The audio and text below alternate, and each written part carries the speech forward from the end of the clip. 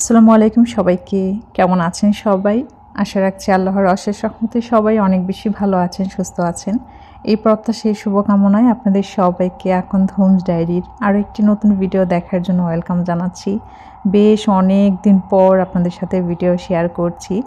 যে কাজটা নিয়ে এখন সবথেকে বেশি ব্যস্ততায় যাচ্ছে, আজকের ভিডিওটা সেই ফুটেজ দিয়ে শুরু করলাম।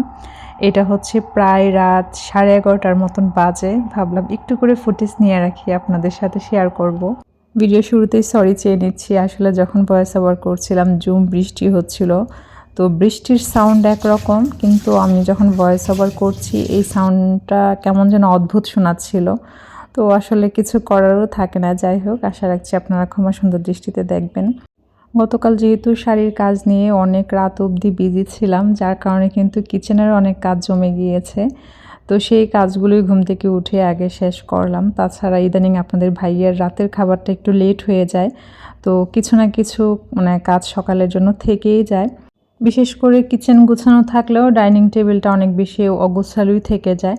যাই হোক, সকাল সকাল উঠে আগে কিচেনের কাজগুলো একটু গুছিয়ে নিয়েছিলাম। ফাউজিকে স্কুল টিফিন দিলাম, ওকে নাস্তা খাইয়ে ওকে স্কুলে পাঠিয়ে আপনাদের ভাইয়ের খাবারটা রেডি করে পাশাপাশি কিচেনের আরও টুকটাক বেশ কিছু কাজ যেগুলো জমে গিয়েছিল সবগুলো করে দেন হচ্ছে এখন মাছগুলো গুছিয়ে নিচ্ছি। একটু আগে মাছ নিয়ে এসেছিলো, তো রান্না এক দফা হয়ে গেছে, যেহেতু আপনাদের ভাইয়া আর্লি চলে যায়, প্রায় ভিডিওতে আমি বলি। রান্নাটা আসলে এখন ওভাবে করেই করি। অনেক সময় দেখা যায় হয়তো বা সকালে রান্না করলাম, রাতে আর করা লাগলো না। আবার দেখা যায় হয়তো বা সকালে রান্না করার পরে আর রাতে ছিল না, তো রাতে রান্না করার পরে সেটা আবার সকালে কিছু থেকে যায়, দেন আর অল্প স্বল্প করলে হয়ে যায়। এভাবে করে আসলে চলছে। তো অফ ক্যামেরায় আমি হচ্ছে বেগুন দিয়ে মাছ রান্না করেছিলাম আর ডাল রান্না করেছিলাম। তো ডালটাকে আমি বেশিরভাগই উঠিয়ে ঠান্ডা হতে দিয়েছি, ওটা ডিপে রাখবো। যেহেতু আজকে আরও 1-2টা আইটেম করব, ভাবলাম ডালটা অল্প পরিমাণে থাকলেই হবে। তো এই যে এতটুকুন রেখে বাকিটুকুন হচ্ছে আমি ডিপে রেখে দিব। আসলে ডালটা যদি একটু থাকে, ডাল বা যে কোনো অল্প স্বল্প একটু আইটেম যদি ডিপে থাকে, মাঝে মধ্যে এত বেশি হেল্প হয়। বিশেষ করে এমন অনেক দিন যায় হয়তো বা একদমই রান্না করতে ইচ্ছা করছে না, তখন একটা আইটেম করলেই হয়। ডালের সাথে কিন্তু যে কোনো অন্য একটা আইটেম করলেই হয়ে যায়। আচ্ছা, আমি যে সার্ভ করার পর প্লাস্টিকের ঢাকনা দিয়ে ঢেকে রাখলাম, খাবারগুলো কিন্তু ভালো মতন ঠান্ডা হওয়ার পরেই আমি প্লাস্টিকের ঢাকনাটা ইউজ করেছি। চেষ্টা করছি, আসলে কতটুকুন মেনটেন করতে পারবো জানি না, তবে গরম খাবার প্লাস্টিকের কোনো কিছুতে না সার্ভ করা বা প্লাস্টিকের কোনো কিছু দিয়ে না ঢাকা, চেষ্টা করছি এতটুকুন মেনটেন করার। তো কথা বলতে বলতে কিন্তু আমি আমার সেই আলুর যে গাছ লাগিয়েছিলাম সেখান থেকে অল্প একটু শাক উঠিয়ে নিয়েছি। এর আগেও বেশ কয়েকবার উঠিয়েছি, যেহেতু এর মাঝখানে আর ভিডিও শেয়ার করা হয় নাই, যার কারণে আপনাদের সাথে শেয়ার করা হয় নাই। তো আজকে এই শাকটা দিয়ে আমি ভর্তা করব। শাক উঠিয়ে নিয়ে আসার পর দেখি আমি যে ভাত বসিয়ে গেছিলাম, একদম চুলার অবস্থা বাজে হয়ে গেছে।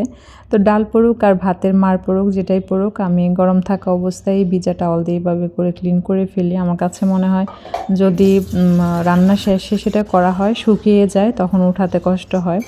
তো আমি এখন হচ্ছে শাক পাতাগুলো পানিতে বেশ কিছুটা সময় ভিজিয়ে রাখবো, কারণ অনেক বেশি ধুলো ছিল।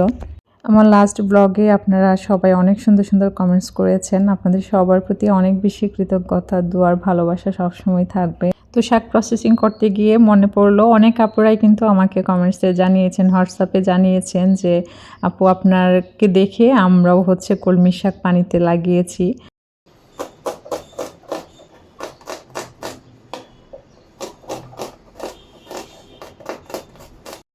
তো আমি হচ্ছে ছোটো মাছ ভুনা করব আর হচ্ছে শাকটা ভর্তা করব। ডাল আর তরকারি তো আগে রান্না করে নিয়েছিলাম।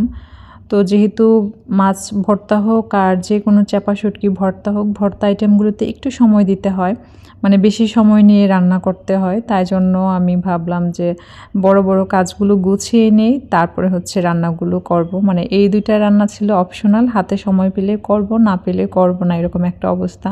তো পরে দেখলাম যে একদম আলুর যে শাকটা এটা নষ্ট হয়ে যাচ্ছে, তো ভাবলাম আজকে করেই ফেলি। তো এখন সবার আগে হচ্ছে আমি ছোটো মাছটা ভুনা করে নিব। তো মাছটাকেও ভালোভাবে আমি ক্লিন করে নিয়েছি। গতকালকে যেহেতু শাড়ির কাজ নিয়ে একটু বেশি ব্যস্ত ছিলাম, যার কারণে কিন্তু ঘরের অনেক কাজেই জমে গিয়েছে। আসলে এটা হয়, একদিকে বেশি সময় দিলে অন্য দিকের কাজগুলো ইনব্যালেন্স হয়ে যায়। তো আবার অন্য আরেক দিন ওইটাতে বেশি সময় দিয়ে সেটাকে ব্যালেন্স করা লাগে। তো আজকে বেশ কিছু কাজ করব, যে কাজগুলোতে আমার হেল্পিং হ্যান্ডেরও হেল্প নেব। তো ও আসার আগে আমি কিছু কাজ করে নেব, তাই জন্য তাড়াহুড়োও করছিলাম। তো এখানে মাছ ভুনাটা করার জন্য আমি সব ধরনের মশলা মাছের মধ্যে উঠিয়ে নিয়েছি, জিরা গুঁড়া বাদে বাকি যে মশলাগুলো আমরা খেয়ে থাকি। দেন হচ্ছে পেঁয়াজটাকে সুন্দর মতো ভেজে মশলা উঠিয়ে রাখা মাছটা দিয়ে কিছুটা সময় ভেজে দেন ঝোল অ্যাড করব। এখানে অনেক রকমের মাছ ছিল, চিংড়ি মাছ ছিল, গুতুম মাছ ছিল, তারপরে আমরা বলি কটকটে মাছ, সেটা ছিল।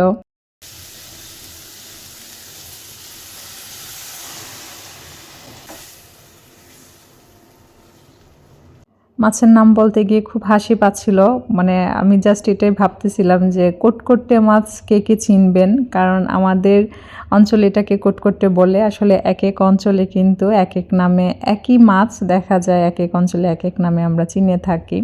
তো কটকটে নামটা খুবই অদ্ভুত, কিন্তু আমরা এই নামেই চিনি এটাকে। তো যাই হোক, জাস্ট নামানোর আগে আমি কাঁচামরিচ ফেলে দিয়েছিলাম, আর এত সুন্দর একটা স্মেল আসছিল। এই তরকারিটা সত্যি খুব মজার হয়।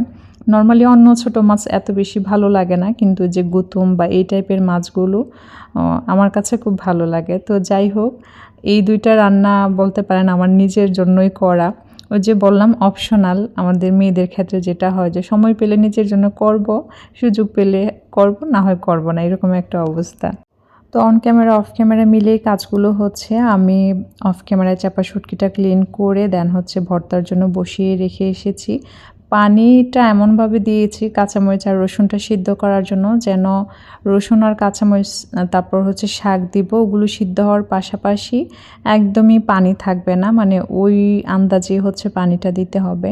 তো কাঁচামরিচ আর রসুনটা কিছুটা সিদ্ধ হয়ে আসার পরে আমি হচ্ছে পাতাগুলো দিব। আচ্ছা, কাজ করতে করতে আপনাদের সাথে একটা বিষয় শেয়ার করি। সেটা হচ্ছে আমি একটা ভিডিওতে বলেছিলাম আপনাদেরকে যে ব্লগ ভিডিওতে বিজনেস প্রোডাক্ট হয়তোবা শেয়ার করব না, হয়তোবা না শেয়ার করব না। তো এখন যেটা হচ্ছে, আপনাদেরকে দেখেন আজকে ভিডিও শুরু থেকেই মানে শাড়ির কাজ নিয়ে বলছি। আসলে আমার দিন যাপনের বলতে পারেন 60% না 70% অলমোস্ট হয়ে যায় বিজনেসের কাজ, আলহামদুলিল্লাহ। তো এখন যদি চিন্তা করি যে আমি আমার লাইফস্টাইলটা যে আপনাদের সাথে শেয়ার করব, সেখানে আমার কাজের বেশিরভাগ সময়টাই হচ্ছে আমার ওই কাজটা। তো ওই কাজটা নিয়ে এত বেশি বিজি থাকা হয়, যার কারণে কিন্তু আমি অন্য একটা কাজে যে ওভাবে করে সময় দিব সেই সুযোগটা হচ্ছে না। তো সব কিছু মিলিয়ে দেখলাম যে আমার আসলে এখন দিন যাপনটা যেভাবে যাচ্ছে সেটাই তো এখন শেয়ার করব।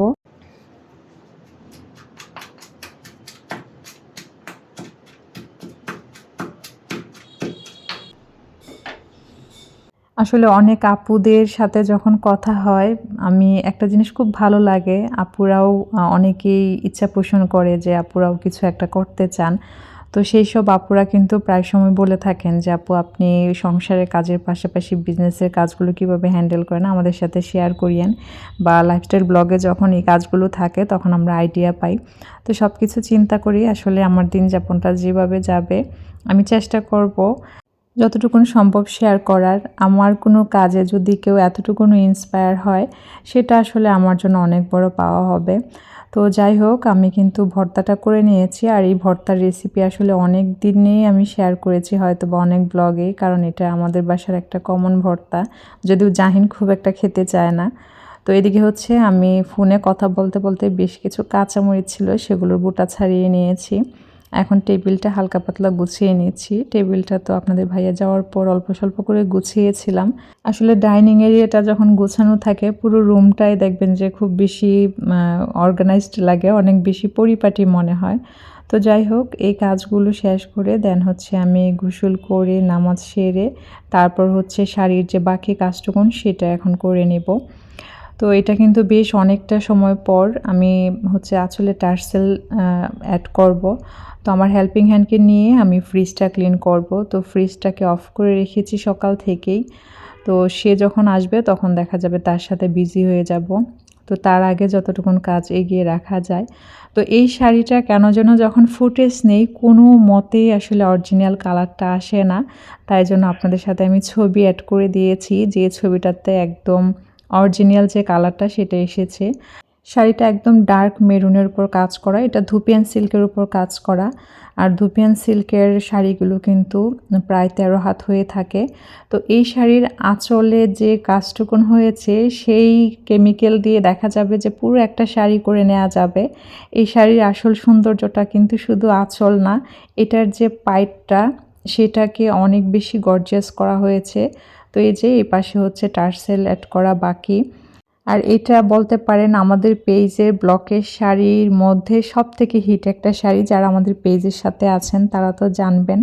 আর সবথেকে মজার ব্যাপার হচ্ছে এই শাড়িটা কেউ একটা নিচ্ছে না, মানে হয় মামির জন্য নিচ্ছে, না হয় দেখা যায় প্রথমে আপুরা নিচ্ছেন, দেন শাড়ির সাথে ম্যাচিং করে ভাইয়াদের জন্য পাঞ্জাবি নিচ্ছেন। রিসেন্টলি হচ্ছে 3 যা মিলে হচ্ছে শাড়িটা অর্ডার করেছেন, যেটা আমার জন্য অনেক বেশি ভালো লাগার। তো দোয়া রাখবেন সবাই। তো এই যে দেখেন পাড়ের যে অংশটা বেশ অনেকখানি চওড়া একটা পাড় দেওয়া হয়েছে, আর কুচির অংশটুকুনে হচ্ছে ছোট ছোট যে পাতাগুলো সেগুলো থেকে যাবে। তো শাড়ির প্রাইস থেকে যাবে 1870। আপনার স্ক্রিনে দেওয়া নাম্বারে অর্ডারটি কনফার্ম করতে পারবেন। তো মেরুন ওই শাড়িটা নিয়ে আরেকটা মজার ঘটনা আপনাদের সাথে শেয়ার করি। সেটা হচ্ছে অনেক আপুরাই আছেন যারা হয়তো বা এখন নেবেন না, ঈদে নিতে চাচ্ছেন, কিন্তু তারা হচ্ছে মানে বুকিং দিয়ে রাখছেন 50% অ্যাডভান্স করে, যেন আমি কোনো রকম তাড়াহুড়ো না করে কাজটা করি। তো এই ব্যাপারটা আমার আরও অনেক বেশি ভালো লেগেছে। আসলে কিছু কিছু বিষয় থাকে যেগুলো সত্যি ওভাবে এক্সপ্লেন করা যায় না। একটু আগে যে আপনাদের সাথে খুদে একটা পাঞ্জাবি শেয়ার করলাম, ওইটা ব্লকের এবং হ্যান্ড পেইন্ট দুটার মিশ্রণে করা। তো ওটাও চাইলে আপনারা যে কোনো সাইজের কিন্তু করিয়ে নিতে পারবেন। তো এখন আপনাদের সাথে শেয়ার করছি আমাদের পেজের নিজস্ব ডিজাইন করা প্রথম 3 পিস, যেটার হয়তো বা অনেকগুলো ফুটেজ বা শর্টস ছবি আপনারা দেখে নিয়েছেন।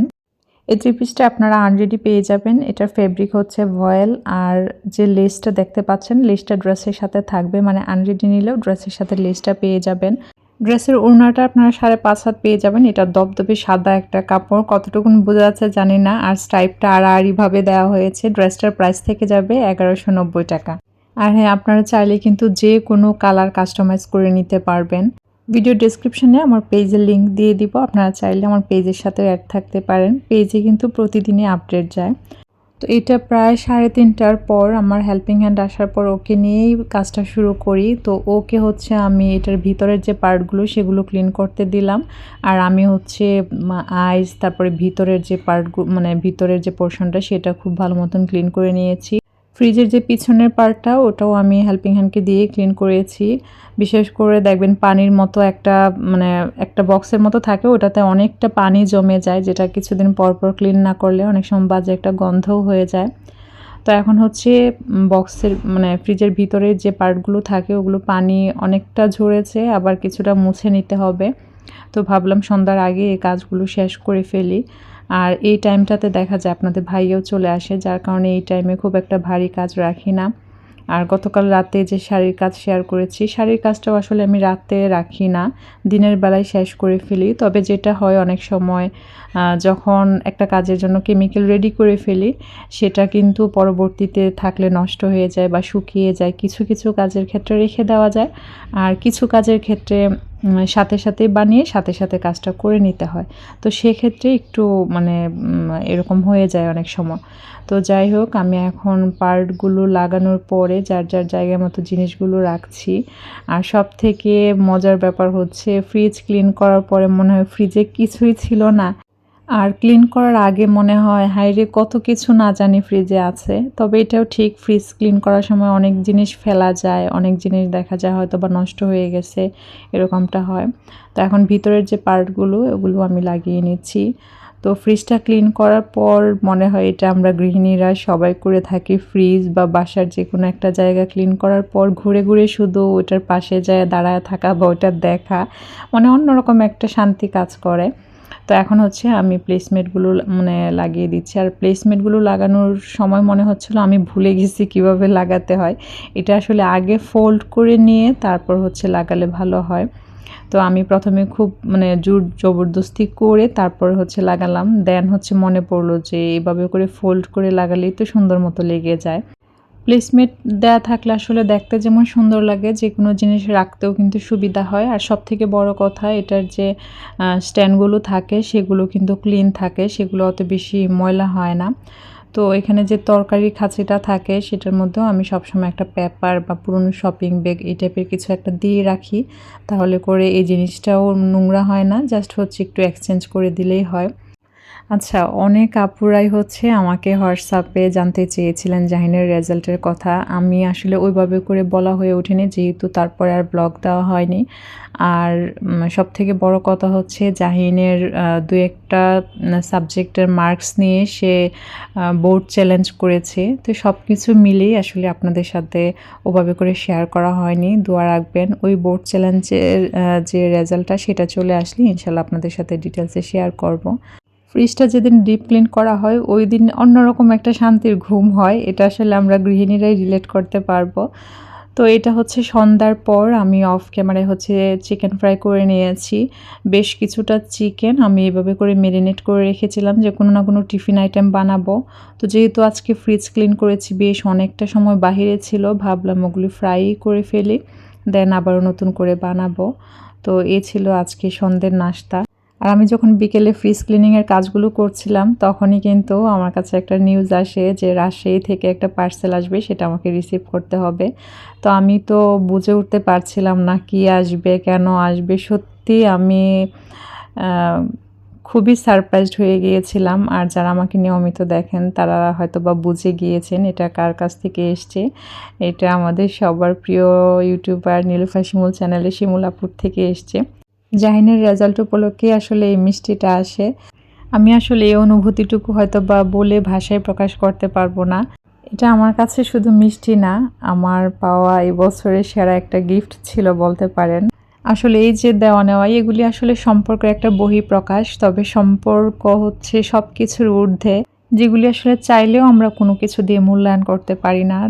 আর আমি একটা জিনিস আসলে খুব বেশি বিশ্বাস করি এবং মানি, যে কারোর প্রতি কারোর টান, কারোর সাথে কোনো সুন্দর সম্পর্ক, এটা আসলে উপরওয়ালার ইশারায় হয়।